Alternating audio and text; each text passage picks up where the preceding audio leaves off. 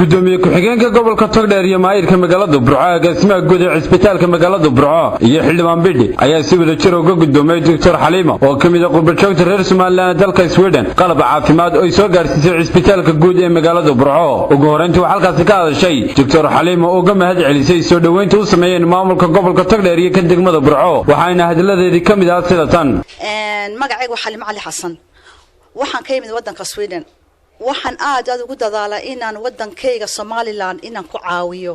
wixii medical equipments wax kasta ha noqdaan sida irbadaha iyo wax walba waxa taasaan ku dadaaliyaa iyo dadaalkayga ayaan aad u dadaaliyaa and aad baad mahadsantihiin aad baan ayaan ugu mahad celinayaa sidaad ii soo dhaweyseen waxa iyaguna halkaas hadalka iska dawmaray gudoomiye ku-xigeenka gobolka Togdheer Maxamed Diiriye Xayd maayirka magaalada Burco Maxamed Muraad agaasimaha guud ee isbitaalka magaalada Burco Naasir Maxamed Nuur iyo xildhibaan Mubarak Yuusuf Cilmi Bidhi oo Dr. Xaliimo uga mahad celiyay qalabka ay soo gaarsiisay isbitaalka magaalada Burco waxaana hadaladoodii kamid ahaa sida tan cid kasta oo gacan ka geysata isbitaalka Burco saaka waxaan mahad gaar ah siinaynaa Dr. Xaliimo iyo saaxiibadeed Dr. Xaliimo waa doctorad reer Sweden waxaan uga mahad celinaynaa sida wanaagsan ee uu xasuusatay dhakhtarka Burco inay ku kaalmayso qalab iyo dawooyin uu baahan yahay qof kasta oo reer Soomaaliland ama reer Togdheer haddii inta in leegu keeni lahaa wuxuu noqon lahaa dhakhtarkeenaas dhakhtaraan dhakhtar ka horeyn buu noqon lahaa waanu mahadnaqaynaa garashada Ilaahay garansiiyay inay wax ku tarto dhakhtarka Burco waxaan ku soo dhaweynaa Dr. Xaliimo waxaanu ka gudoominaa qalabkan qaaliga ay noo keentay isbitaalka ku keentay isbitaalkan Burco wuxuu weyn gobol aad xad u leh gobol badan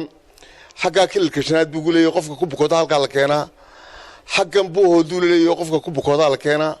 halka daad mareer buu leeyahay qofka ku bukooda la keenaa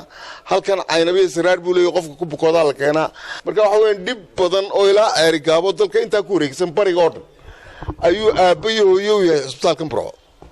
marka cidii soo xusaana waa cid xustay aan Burco kale xusine inta soo dhan xustay Dr. Xaliimo marka waxay ka mid tahay inta xustay gobolada dalka Jamhuuriyadda Soomaaliland oo dhan ee bariga aad baan ku soo dhaweynaa aad baan kugu mahadnaqaynaa teedna guleeyid baan leenahay taariikhda Burcana way ku qori doontaa adiga afla kale marka aad baan ugu mahad celinayaa Dr. Xaliimo saaxiibadeed alaabta keenay waan ku gudoonay waa aad ugu mahadsan oo qurbajoog reer Sweden Dr. Xaliimo oo alaaba ee dawooyina ka soo qaaday qalab iyo dawooyin isugu jira Sweden oo ga mahadnaqaynaa maaragtay Dr. Xaliimo waxaan rajaynayaa insha Allah inay alaabta ay noo keentay inay qaabka loo isticmaalo inoogu dari doonto insha Allah la joogi doonto maalmaha ay la joogto dhakhtarka ay runtii wax naga qaban doonto oo mahadnaqaynaa runtii waxun baan anigu kulay oranaya qurbajooga kale reer Sweden ama dabada jooga ha iska imanina sida Xaliimo kale alaab keena oo dadkii ku soo celiya oo xidhiidh la soo sameeya Cabdirasaaq Cabdullaahi Sheekh Abdi Sakrado telefishinka madaxa bannaan Somaliland Space Channel magaalada Burco ee xarunta gobolka Togdheer